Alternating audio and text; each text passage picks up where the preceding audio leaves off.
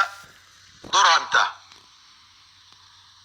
سيتم ضرب ايران حلف الناتو امريكا هيضربوها. اسمعوا الكلام اللي بقوله ده.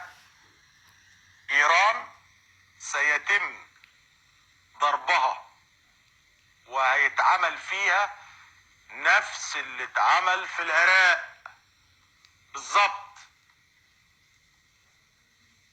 وربما يتفق الفرقاء. من هم الفرقاء؟ روسيا والصين. ربما يتفقوا مع الناتو في ضرب ايران. طب ده بعد قد ايه يا عم توفيق؟ في حدود سنة. بعد ايه؟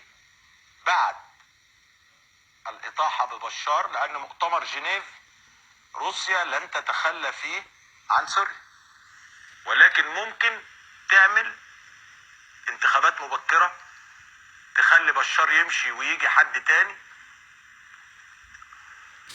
وفي هذه الحالة هيدخلوا على السعودية بعد مؤتمر جنيف على طول. بعد مؤتمر جنيف هيدخلوا على السعودية. بعد ما يدخلوا على السعودية هيطلعوا منها يضربوا ايران، لان كده ايران هيبقى دورها انتهى. خلي بالكم اللي انا بقوله، دور ايران بينتهي بمجرد انهيار السعودية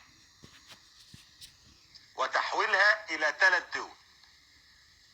خلاص. وايران سيتم تفتيتها وهتقعد لها شوية كده في خراب، وتعود مرة اخرى دولة وسطية. عارفين؟ اي خدمة. سجلوا النبي الكلام ده عندكم عشان تفتكروا ان توفيق عكاشة قالوا من سنة. ماشي؟ هتقولوا الكلام ده توفيق عكاشة